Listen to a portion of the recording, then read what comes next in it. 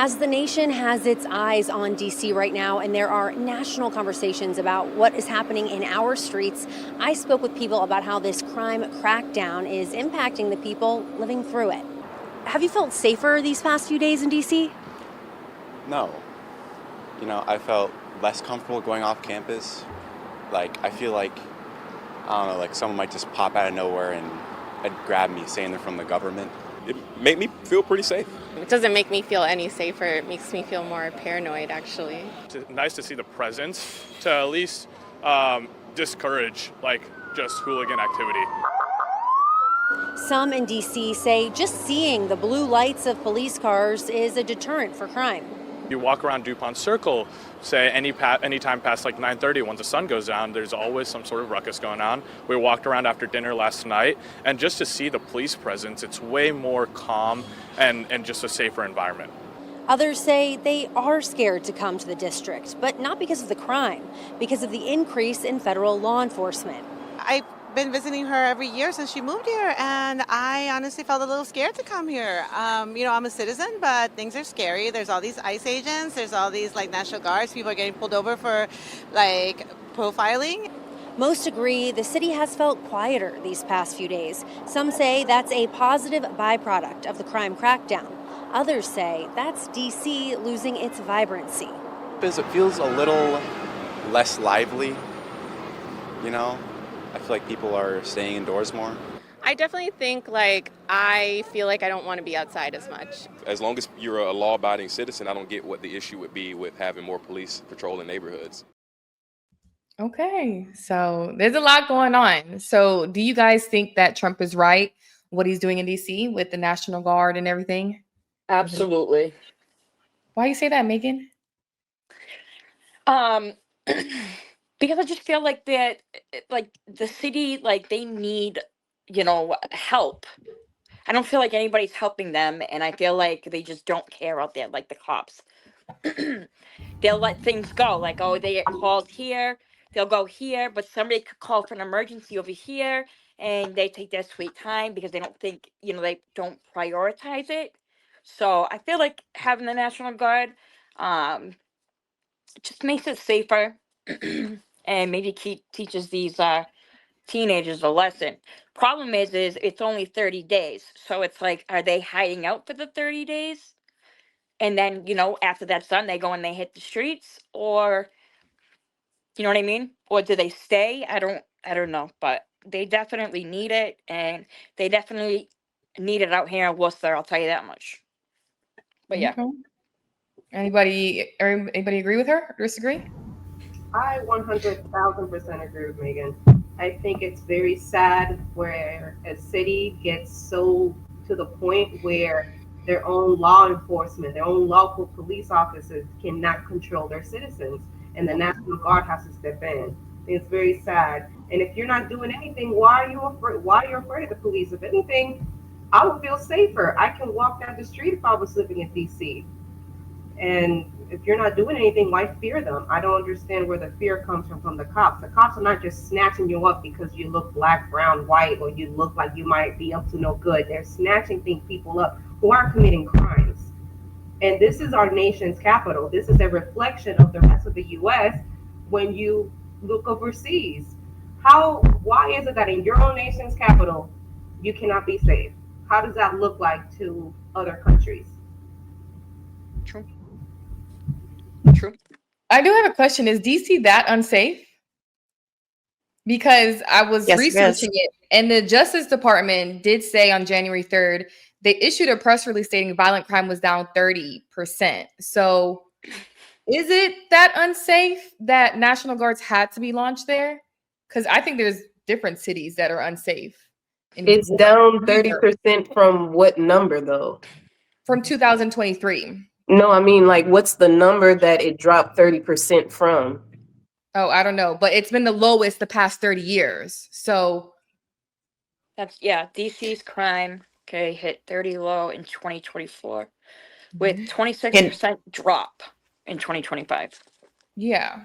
And in 2021 and 2022, people were inside because of COVID. They were finally let out in 2023.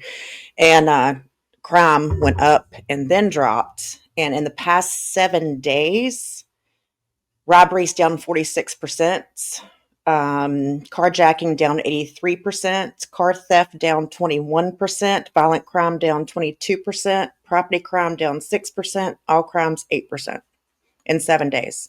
You can't argue with that. But didn't it, who So from didn't? what I'm sorry, No, it's okay. Mhm. from what I'm researching, you said in 2025 it dropped 30%, but it No, says this is in 26. this is yes, in the past 7 days, but people were inside from COVID Okay. 2020, 2021.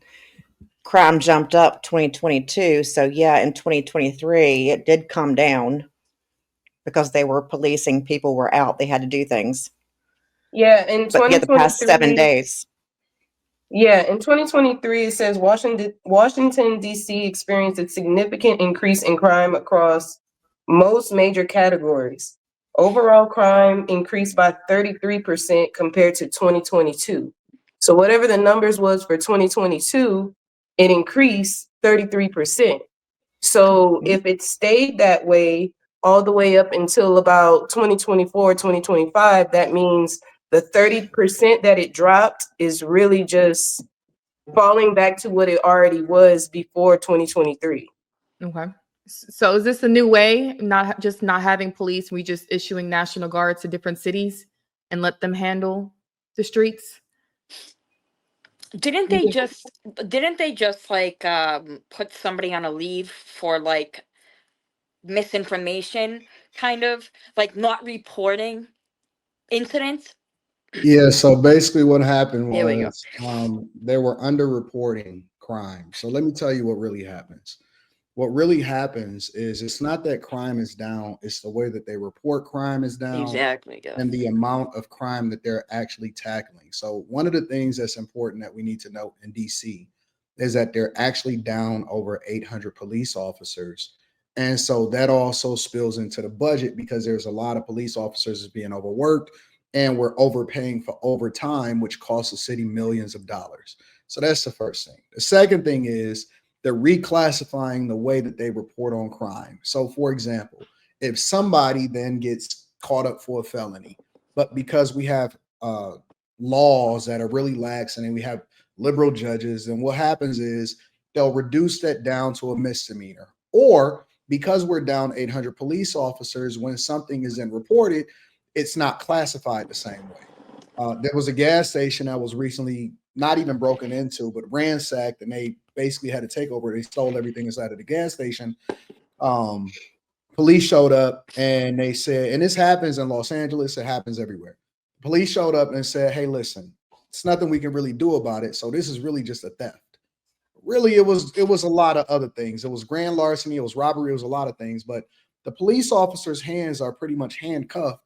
And so the way that they then report on crime, which allows for them to be able to juke the stats, will make it seem like, well, crime is really down, but it's not. It's not. And this happens across all different cities. It's happening in Chicago. It's happening in a lot of places.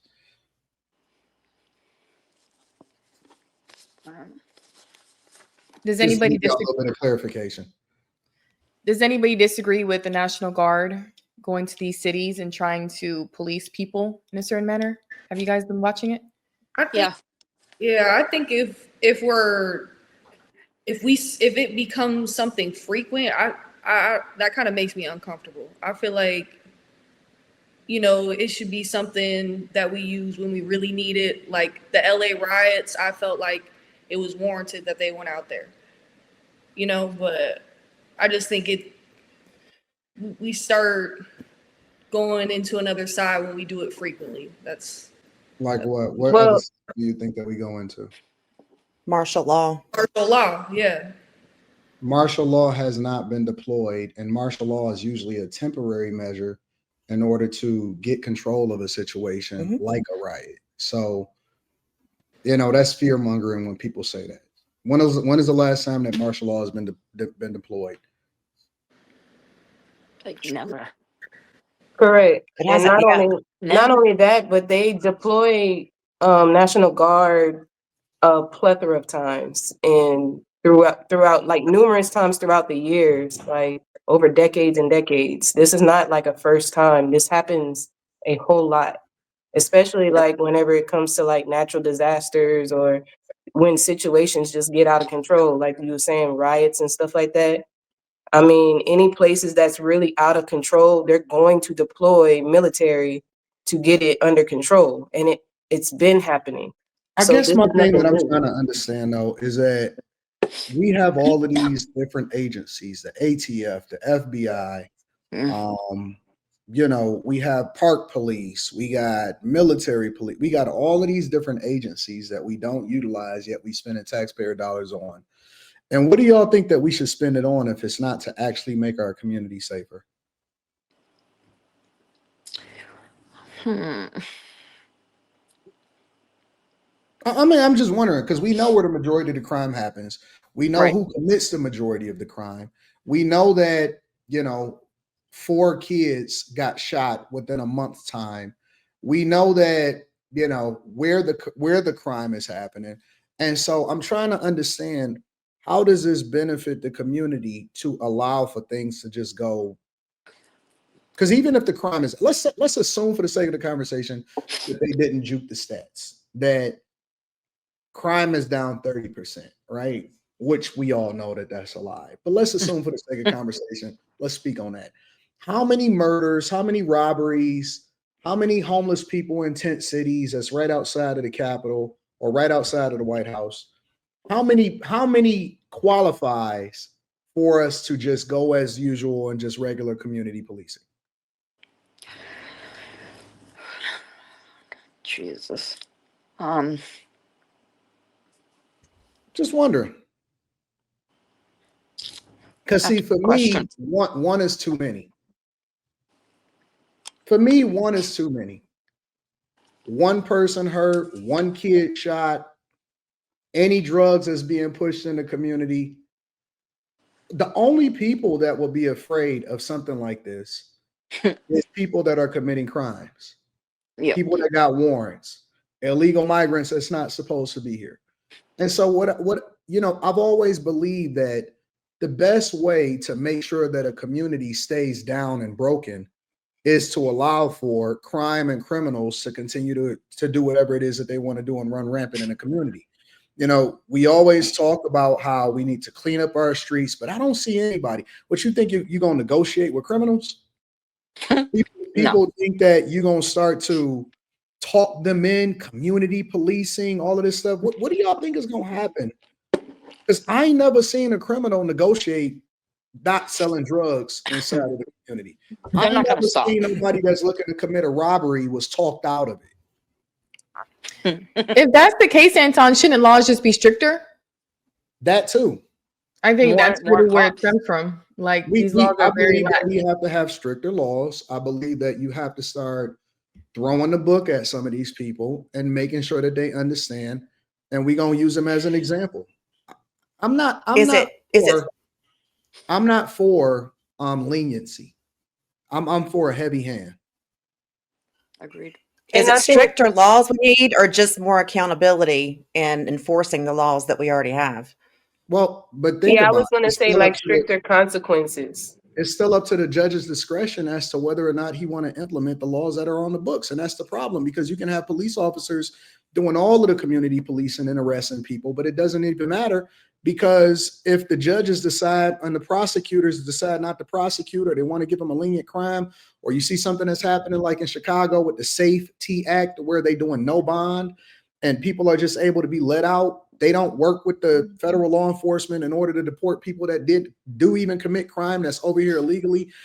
If the legislators and the judges decide that are voted on by the people that they don't want to implement the laws that are on the books, then what's the point of doing all of the policing? Everything has to work together. So then are they the problem? Everything is the problem. Hell yeah. Everything And, is the problem. and Anton, just to answer your question you asked earlier about when was the last time martial law was implemented in the United States, Katrina, 2005.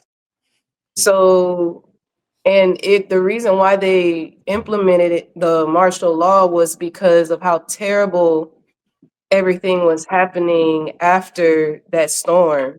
People were completely like out of control. It was literally the Wild Wild West in New Orleans at that time. People were fighting for their lives. People were trying to survive. People were getting raped and, dealt with in all kind of different ways. So they had no choice but to implement martial law at that point to get things under control and get people to safety, et cetera, et cetera. But before that was the 92 Los Angeles riots whenever it was implemented. So that's how often it's been implemented. It hasn't been implemented in the last 20 years. So, but again, I'm trying to understand because I know that people be scared to talk on certain subjects and stuff like that. If this is not the way, if this is not the solution, then what is? Because the one thing that I know for sure is that liberal mayors have had opportunities to work with police chiefs and so on and so forth for a long time. And I haven't seen solving for crime in my 43 years on this earth.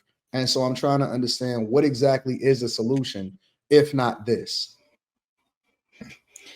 It's right now, it's the only solution unless people vote smarter. I mean, you get what you voted for. Oh, I don't think voting is the answer because We you got less than a 16% voter turnout rate, especially in off election cycles, off the national election cycles. And the people that are voting often at times are some of the most ignorant ones. They're doing it because people are telling them to, and not because they're educated on the different issues. Well, So I don't believe that I voting don't is disagree with that. so. we just need to do a complete sweep. Like just get rid of all the judges, just everybody, and then everybody replaced because it's out of control. It really is. I think I totally agree with having like excuse me, um National Guard and all that. Like I'm totally down for that. Absolutely. I got a kid, um, and she can't even go outside and play if she's 15 without like boys walking around and just staring at her, and she feels so uncomfortable. And I just feel like there should be a lot more police. If they could just hire some more that aren't just one-sided, like more independent than, Democrat or a Republican. But I know that's gonna be tough. Mhm. Where do you live, Megan? What think city you live in? I live in Worcester, Mass. Oh, okay. honestly, um I feel like a lot can be solved whenever we can actually educate ourselves on self-defense, on how to protect ourselves and everything going out here, how to teach our children how to protect themselves. I believe in the carry laws that you should be able to carry and everything like that because there's people that's just going around just shooting up places and stuff. So it's like people need to be knowledgeable about information out here that is free and they need to be equipped with that so that they can save their own lives and stop worrying so much about police doing it themselves because it still takes them time to get to wherever you are anyway. And then now we have to deal with the military being dispatched. If we learn how to like cultivate better communities and cultivate better minds, then we won't have to worry about all this. Like Well, all well, of this would see, be null and void. you starting to get into single mothers at this point. But if I No, but I'm not talking about single mothers. I'm No, no, talking you about are just because it's not just cultivating the community; it's who creates the criminals. you right, said who and creates the what? The criminals. criminals, not single moms, Mhm. But not that is all, a part. They Okay, not but absolutely. all. that's still a part of cultivating a community They because without the men being the 100% heads and teaching create the criminals. women. No, no, Criminals no. You mixing. You oftentimes trying to come twist from my broken words. I'm not households. saying nothing about single women. I have nothing to do with single women. I'm No, married, no, so no, no, why no, would no. I If, be if, vouching for if you single want women? to be solutions based and oriented, if that's the way that you want to go and take the conversation, then you have to have it in its entirety. And it's not just based off of caring or anything like that. It's at its core, right? It's a cultural norm And often at times, the ones that are the biggest criminals, the ones that sell the drugs, the ones that don't have any kind of moral compass, that gets arrested, that need No father. therapy, that turns gay, are often at times coming from single parent households.